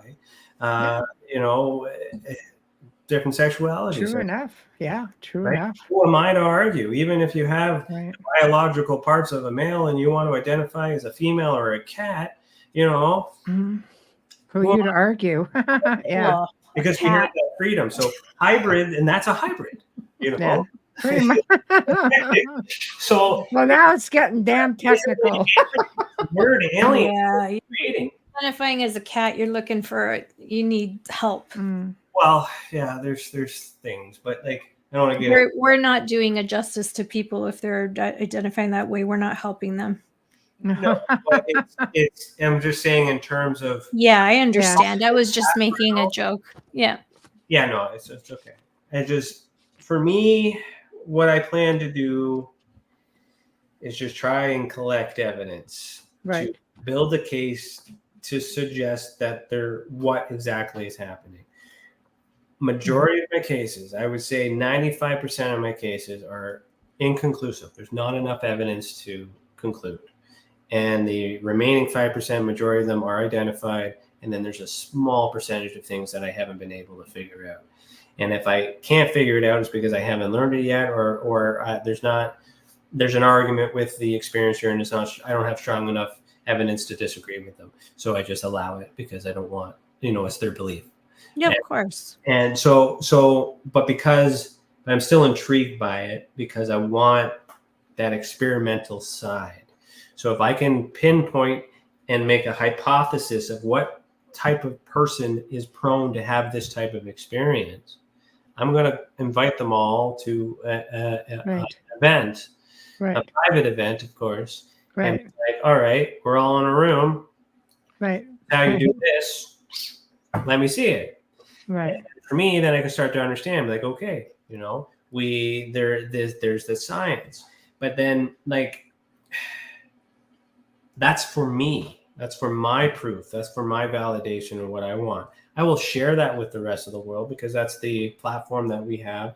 I have those opportunities, but do I expect to be famous? No, because I just want to have the answer so I can help as many people as we can. Right.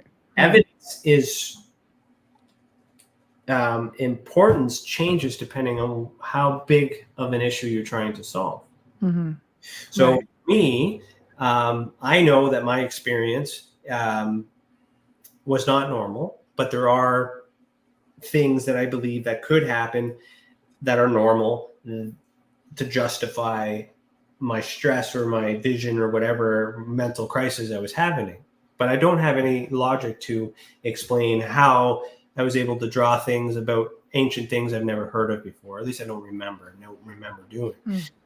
So, but for me, that's good enough for me. But if I need to prove that to the whole world, I want it on the news. I want my name in lights. I need more evidence. Right. A lot of the times when I'm working with the people, it's just making sure that they are comfortable so they can move on and hope. End of the day, if you got a voice telling you to do something, you think it's God, you think it's Satan, I don't care, unless it's telling you to do harm to your neighbor. Right. What I'm saying? So absolutely. that's what I'm worried about. And I care about the people. Mm-hmm. My background in policing, my background in security work, in mental health. I don't like the idea of people being alone. Mm-hmm.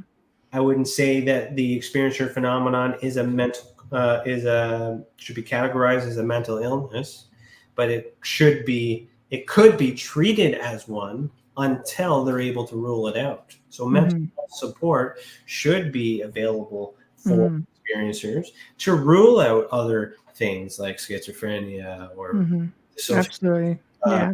DID, all those other things. It's important to rule them out. And if it turns out that they have them, then they can get help with that. But at the same time, you can still be, still believe in all these things. Right. Absolutely. But I just want to know for my own sake. I'm taking everybody. Right. It's hard to believe that 2 hours have passed by so quickly. So really quick for people who are actually listening, what is your website? www.experiencersupport.org. You will find not just me on there. You'll also find everybody else on TESA. We have my show manager, Chris Green, who assists with the back end and help me declassify some documents. And then we have my friend Danny Whitson, who's a comedian who's now taking over my old podcast, Beyond the Tinfoil Hat. How cool. And he's on Tuesdays on this network as well at 6 p.m. and he's rocking it too. And then we have several writers, articles, definitely, documents and stuff on that website. So TESA I founded TESA, but TESA is not me. TESA is for everyone. So anybody who needs support, it's the Experiencers Support Association.